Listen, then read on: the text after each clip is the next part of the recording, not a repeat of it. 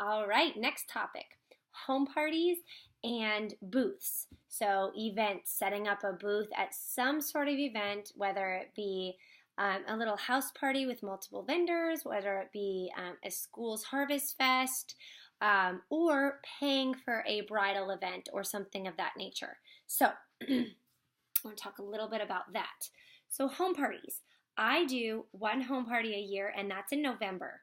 I do a Black Friday event online, and then I do a house party so that everybody can come see and touch the products.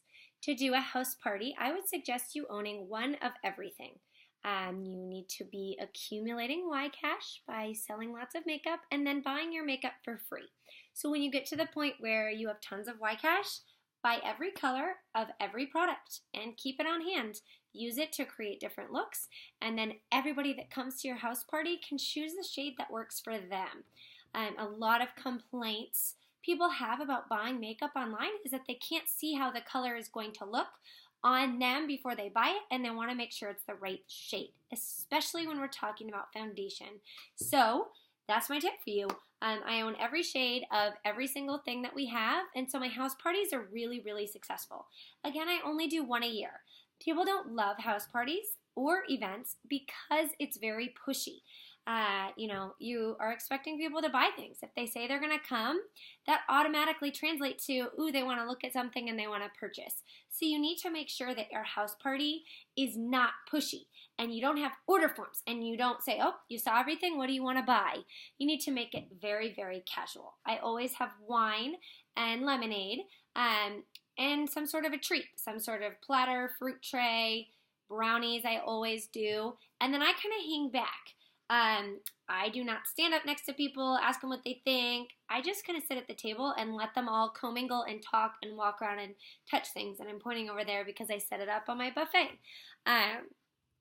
I do a raffle. So everybody that walks in writes their name on a piece of paper, and I put it in a big bowl, and I do a raffle for a makeup bag. Inevitably, I always have a makeup bag on hand that's wrapped up that I never used. Or extra kudos. So I have an extra lip exfoliator or an eyelash curler from God knows when. So I do a raffle for something simple that I have on hand that I have never been able to sell. That makes it fun. Last year, I gave everyone a $5 coupon when they walked in, and I told them it was good for a year, so they can use it on whatever they want. I do 15% off. This year, instead of a $5 coupon, I'm doing 15% off everybody's orders. That's going to cut into my commission, which is 30%, but a lot of these people I'm hoping are new customers. And we all know that when someone tries something and they love it, they come back and they pay full price. So I'm doing 15% off. I'm doing brownies, wine, and 15% off. Last year I also did a little goodie bag with samples, but never got anything out of that, so I'm not making samples again. Totally up to you. Samples and goodie bags, a raffle, give away a free lipstick, set up all your products, and then hang back.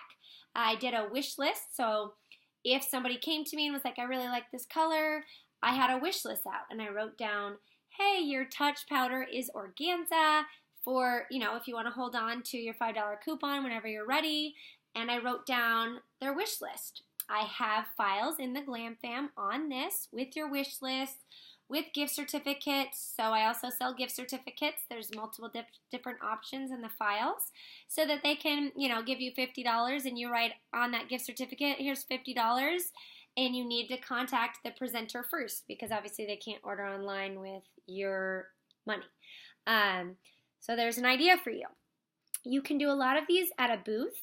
The difference obviously is going to be a house party. You know these people and you know where to find them. At a booth, you want to figure out how to find them. So it's very important that you have a notebook and a sign up, some sort of sign up with a name, an email, and maybe a cell phone, whatever you like. Most important is going to be the name so that you can find them and friend them on Facebook. You also need to be able to send them the application tips for whatever they purchased. You don't want to do events that cost you more than $50 to be in because the odds of you making $50 is very slim. Events are more to connect with new people. So if you want to do a community event to get out into your community, that's what I do. I do one a year. I sell maybe 2 mascaras at them, but I have people fill out on a raffle, and then I never have anybody win the raffle because I don't want to give away a free mascara. but they fill out the information and then I can find them on Facebook and I just connect with them and I send them a message and say, my name is Amy, I was at the Monta Vista booth and I just wanted to connect with you. If you need any help with makeup, and I'll go ahead and add you to my VIP group for sales and discounts. And I don't pick a winner at events of people that I don't know and that didn't purchase from me because that's a waste of my money and my time. So events, the most important thing is not to have a lot on stock. For colors, you can have a wish list out so they can fill it out if they like. You can color match them. But again, you need their name and their email. The only thing you're ever going to sell at an event, you guys, is mascara. Nobody's coming there without foundation on that wants to be color matched. For the event, you do need to have some sort of signage. So you want your business cards, some catalogs. You can display the product that you have. No need to have every color of everything. And then I would blow up a big picture of one eye with mascara. It can be your own. I laminate mine and I hang it on the front. You can buy any swag from the Younique boutique. They have a nice table cover. I just bought a purple one at Party City for like $5. And then I display all my stuff. At one point, I did print out a lot of the images. So I have a rosewater card that tells you the benefits of rosewater, and I laminated it. All of that cost me about $15 to print out a little blurb on everything, laminate it, and then I'd put it underneath the rosewater. And so when people picked up the rosewater, they could have a little bit of information as well. So I use that for both my booths and my house party. Make your house party really fun, have some sort of perk for coming, and be prepared to have 5 to 8 people maximum. That's who comes every year to mine. So you need to make some sort of a draw. I wouldn't suggest doing many events because most people I know haven't had the greatest success with sitting for 8 hours. You want to look at it as more of a learning experience, getting out in the community, passing out your business cards, and connecting. Finding those people on Facebook, sending them a request, sending them a message, and then adding them to your VIP group. So that is my take on events and house parties.